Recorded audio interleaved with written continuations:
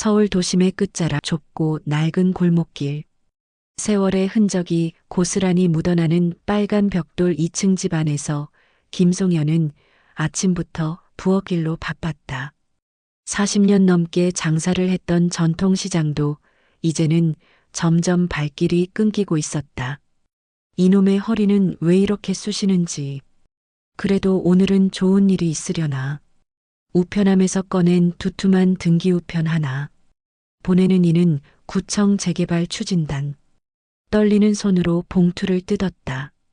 재개발 보상금 25억 3,800만 원.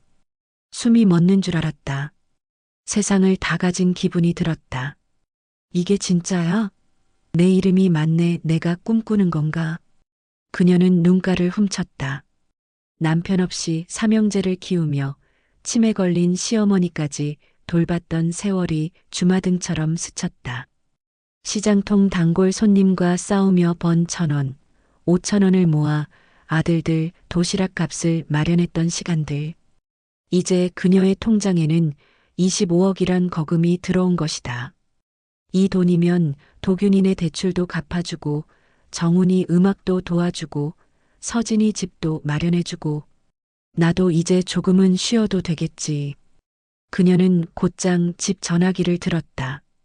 번호를 외우고도 한 번 더 확인하며 누른 전화번호. 큰아들 도균이었다. 도균아, 우리 집 보상금 나왔다. 이따 저녁 같이 먹자. 소고기 사놓을게.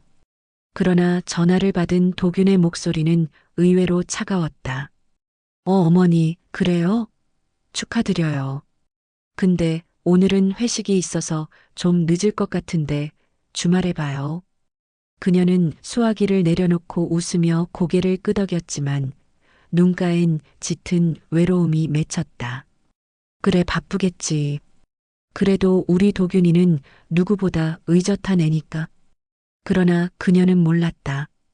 그날 저녁 도균과 며느리 미선은 식탁에서 조용히 대화를 나누고 있었다. 당신 어머니한테 연락 왔다면서? 25억이라고? 그럼 이제 대출 다 해결되겠네. 쉬운 일은 아닐 거야. 엄마가 그렇게 허술한 사람은 아니야. 그래도 장남이잖아.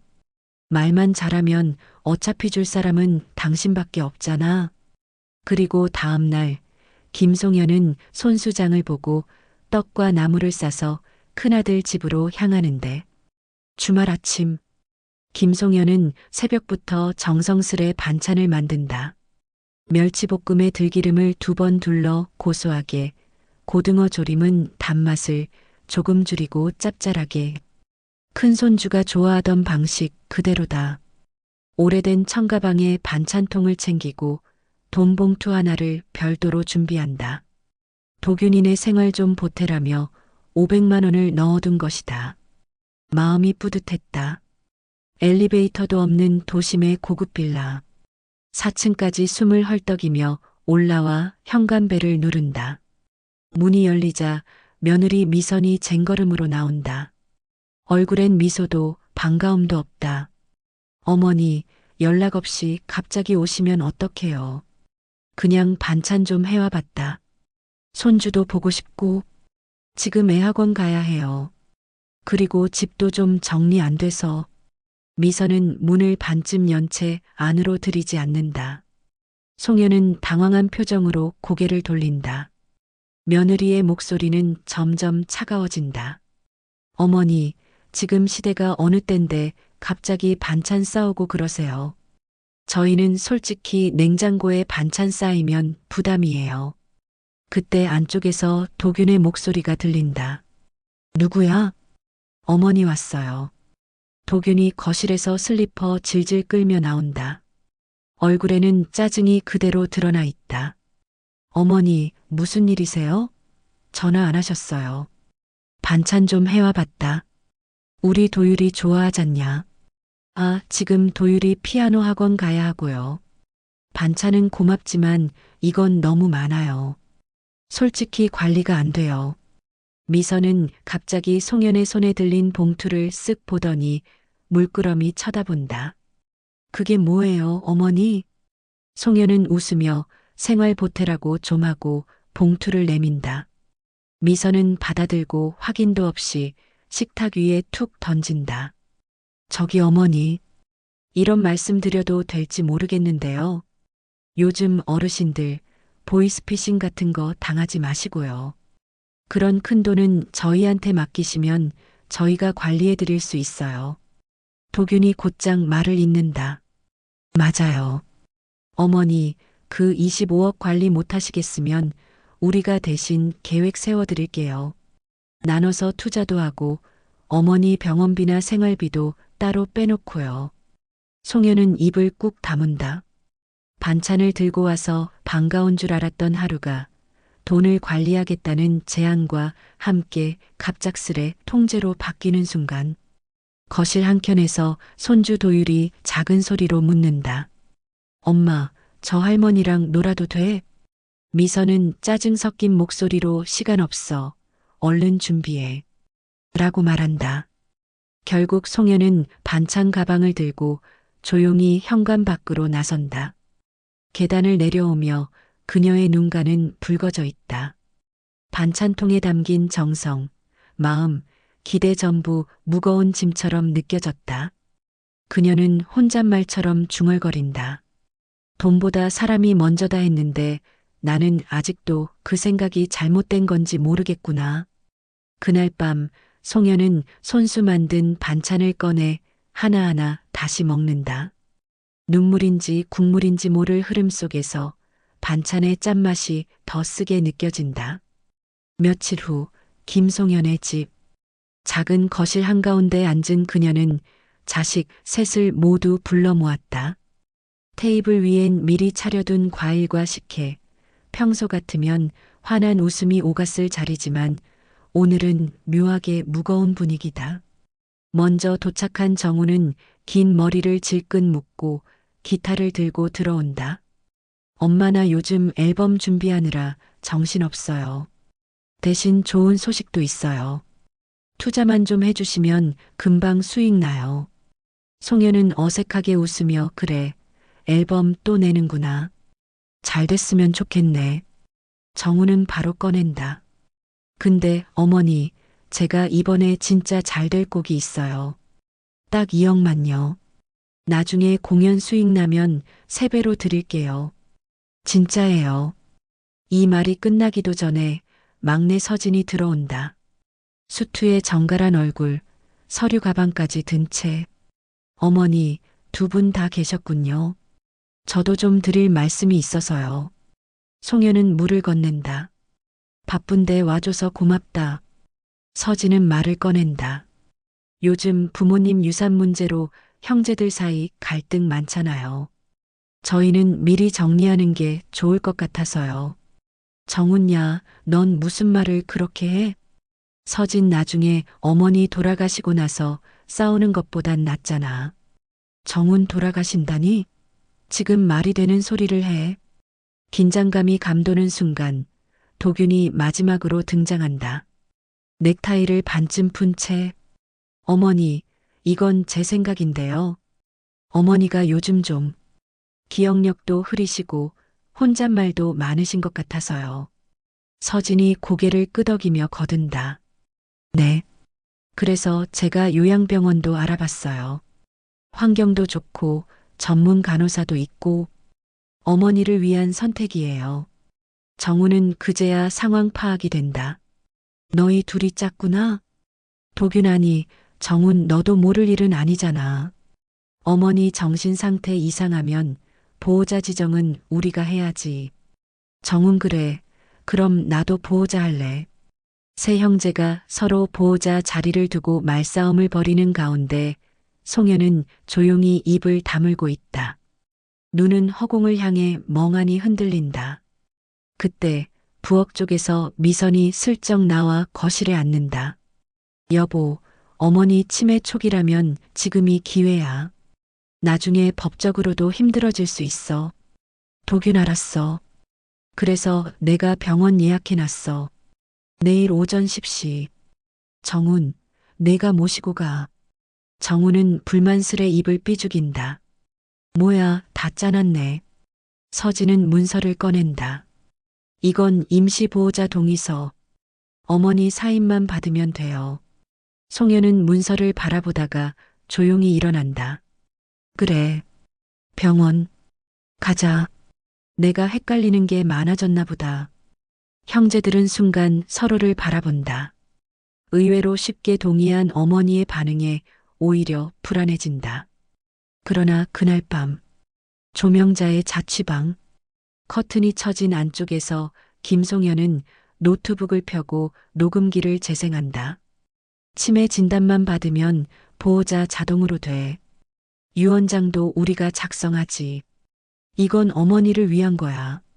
아니면 우리가 못 받는다고. 솔직히 그 돈 어머니한테 더 받자. 아무 의미 없잖아.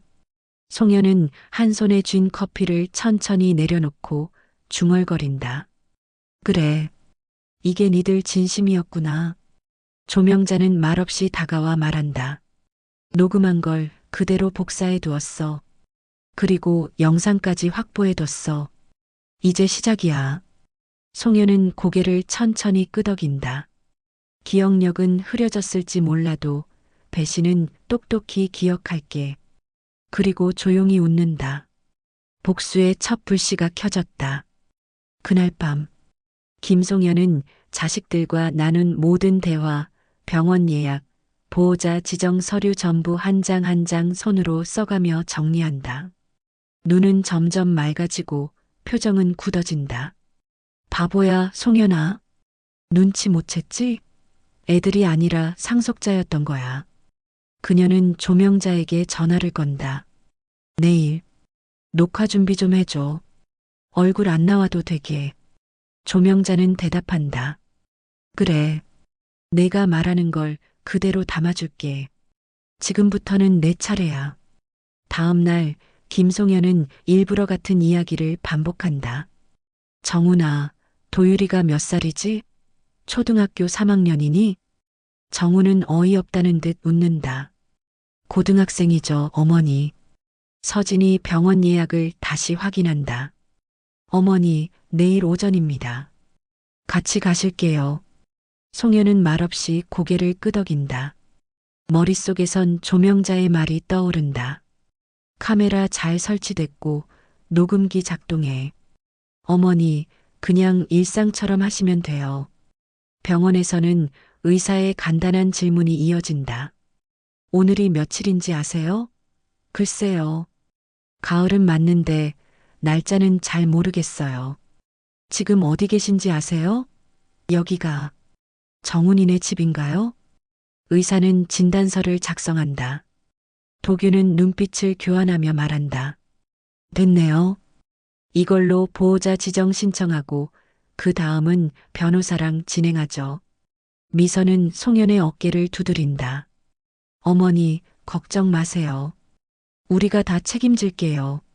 하지만 송현은 그 손길을 피하지도 받아들이지도 않고 무표정한 얼굴로 일어선다. 조명자는 영상 편집을 시작한다. 아들들이 병원에서 나누는 대화, 보호자 신청 문서에 사인을 유도하는 장면, 어머니의 기억을 흐트려 보려는 유도 질문들. 이 모든 영상이 익명 게시판과 시니어 커뮤니티, 구청 복지 담당 게시판에 동시에 퍼진다. 치매 진단을 유도하는 자식들, 당신의 이야기도 아닙니까? 조회수는 급상승하고 댓글은 분노로 가득 찬다. 이건 진짜 형사처벌감 아닌가요? 우리 엄마도 저랬어요. 눈물 납니다. 이건 방송 나가야 해요. 지역 방송국에서 취재 문의가 들어오고 익명으로 제보한 송현은 전화기 너머로 들리는 기자의 말에 조용히 미소 짓는다. 많은 어르신들이 용기를 얻을 겁니다. 송현은 자식 셋과 며느리 정미선을 시장 근처 작은 보쌈집에 부른다. 옛날엔 가족 외식하던 단골집이었다. 그들은 기대감에 찬 얼굴이다. 도균 엄마, 중요한 얘기 하신다면서요. 혹시 정리하셨어요? 서진 유언장 쓰셨다면 미리 말씀해 주셔야죠. 정훈 엄마 나도 필요하니까 나도 챙겨줘야 돼요. 음식이 나오고도 김송현은 조용하다. 마지막으로 식혜를 한 모금 마신 그녀는 조용히 가방에서 USB와 녹음기를 꺼낸다. 이거 한번 들어봐라. 니들 목소리니까. USB를 연결한 노트북에서 병원 진단 후 나누던 대화가 흘러나온다. 치매만 확정되면 다 끝나는 거야. 사인 받아내고 유언장 새로 쓰게 만들고. 솔직히 어머니 혼자 놔두는 건 무책임하잖아요. 자식들의 얼굴이 굳는다. 정미선은 손으로 입을 틀어막고 도규는 벌떡 일어나 외친다. 이거 불법 녹취예요. 증거도 안 돼요. 송현은 냉정하게 말한다. 나는 너희를 고발하려는 게 아니야. 그냥 너희가 어떤 자식인지 알려주고 싶었어. 정훈 그래도 우리가 가족인데. 송현 가족이면 이 짓을 했니? 서진은 말없이 고개를 떨군다. 송현은 자리에서 일어선다. 너희는 오늘부터 내 자식 아니야. 나도 이제 너희 어머니 아닌 사람이다. 조용한 퇴장, 그리고 시청자에게 내던지는 메시지. 식당을 나서는 그녀의 뒷모습에 카메라가 따라간다. 뒤편에서 직원이 말한다. 어머니, 가방 두고 가셨어요. 송현은 돌아보지도 않고 대답한다. 그건 쓸모없는 짐이야. 밤은 조용했다. 시장통 골목 어귀에 위치한 김송현의 단칸방, 오래된 스탠드 불빛 아래 그녀는 마치 전쟁 전날의 장군처럼 앉아 있었다. 눈앞에는 새 아들이 병원에서 했던 말, 그녀를 치매 환자로 만들려 했던 증거들, 그리고 언론과 기관에 보낼 자료 목록이 정리되어 있었다. 이제 됐다. 더는 자식이라고 부르지 않을 거다. 나는 평생 자식들 입에 밥 들어가는 걸 먼저 생각했다. 내 입이 짠지 단지도 몰랐다. 그런데 그 자식들, 내 입에서 말도 빼앗고 기억마저 지우려 했구나. 그럼 이제 내가 말하고 기억하겠다. 내가 누구인지. 그녀는 검은 재킷을 걸치고 가방을 챙긴다. 그 안엔 USB가 3개. 각기 다른 곳에 보낼 목적이다. 첫 번째 USB 구청 복지과 고령자 학대 민원 담당자에게, 두 번째 USB 방송국 제보 이메일, 세 번째 USB 지역 온라인 커뮤니티 관리자. 모두에 똑같은 제목을 붙였다. 내 자식들에게 학대받은 어느 어머니의 기록입니다. 이틀 후 대한민국은 이 영상 하나로 뒤집힌다. 카페, 식당, 병원 대기실, 지하철 모니터까지 뉴스 속보가 쏟아진다. 65세 김송현 씨, 자식들로부터 고의적 치매몰이에 노출돼 학대 정황 포착. 자식들이 짠 각본, 치매 유도와 유산 사전 확보 시도, 영상 공개 파장.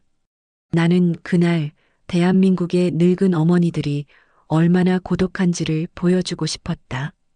나만의 이야기가 아니라 우리의 이야기니까. SNS 댓글 폭발. 저게 사람이냐? 그 어머니 얼마나 무서웠을까. 나도 울 엄마한테 전화해야겠다. 자식들은 각자의 위치에서 무너지기 시작했다. 도규는 회사에서 면직 통보를 받고 동료들에게 페류나로 낙인 찍힌다. 정우는 후원자들이 전부 이탈, 음악 플랫폼에서 보이콧 리스트에 이름이 올라간다. 서진은 공무원청 윤리위원회에 출석해 고개를 들지 못한다. 시장 주민들의 탄원서까지 접수된다. 나는 그 애들이 망하길 바란 게 아니다. 진실이 드러나길 바란 거였다. 그래야 내가 살 수 있었으니까. 그리고 마지막, 송현의 마지막 결단. 그녀는 시장 입구의 작은 식당 엄마 반찬을 찾아간다. 그곳은 과거 그녀가 새벽부터 땀 흘리며 반찬을 만들어 팔던 곳이다. 가게 벽 한켠에 앉아 조용히 식사를 하던 단골 할머니가 손을 흔든다. 송현이 왔나? 요즘 세상이 들썩들썩하대. 응, 그냥 조금 정리했어. 자식이 아니라도 사람은 외롭지 않을 수 있다. 손 내밀어주는 이가 있고 내 이름을 불러주는 사람이 있다면 그녀는 가게 벽면에 조그맣게 써둔 메모를 꺼낸다. 25억보다 값진 건 나 자신이었다. 며칠 후 마지막 한 방, 조용한 복수의 완성. 송현은 자식 셋의 이름으로 된 작은 편지 봉투를 쓴다. 직접 전달하진 않는다. 대신 시장통에 있는 동네 이장님을 통해 우편으로 보낸다. 각 편지엔 단 세 문장이 적혀 있다. 니들 이름으로 있던 5천만 원 통장 해지했다. 그리고 그 돈으로 시장 청년 2명 대학 보냈다. 그 아이들이 내 진짜 자식이다. 정우는 그 편지를 받고 무릎 꿇고 통곡했다. 도규는 찢어버리려다 끝내 펼쳐 읽고는 입을 다물었다. 서진은 잠시 사무실 문을 닫고 눈을 감았다. 돈은 나눠주지 않아도 됐다. 기억만 남겨주면 됐다. 내가 어떤 사람이었는지, 어떤 어머니였는지. 마지막 장면. 시장 입구에서 송현은 작은 손수레를 끌고 반찬을 나눈다. 이웃들이 웃으며 말을 건넨다. 송현이, 오늘은 두부조림도 있어? 그럼 있지, 오늘은 덜 짜게 했어. 나는 여전히 반찬을 만든다. 여전히 사람들 이름을 기억한다. 그리고 여전히 내 이름을 지켜내고 있다. 카메라가 천천히 위로 올라간다. 시장 골목, 정겨운 풍경 속 한 사람만이 유독 밝은 빛으로 걷고 있다. 김송현. 그녀의 뒷모습이 작게 흔들린다. 나는 이제 누구의 엄마도 아니다. 나는 나다. 그리고 그걸 알아봐준 세상이 고맙다. 가난했던 어머니는 자식들을 지키려 했고 돈을 손에 쥔 어머니는 자신을 지키기 시작했습니다. 복수는 어쩌면 오래된 사랑의 마지막 언어였는지도 모릅니다. 우리는 이 이야기를 통해 묻고 싶습니다. 당신은 지금 당신을 지키고 있습니까? 이 이야기가 가슴에 남았다면, 더 많은 사람들의 이야기와 현실을 담은 드라마가 궁금하시다면 구독, 좋아요, 공유는 더 많은 분들에게 잊지 못할 이야기 한 편을 선물하는 힘이 됩니다. 다음 회차에서는 또 다른 누군가의 복수가 시작됩니다.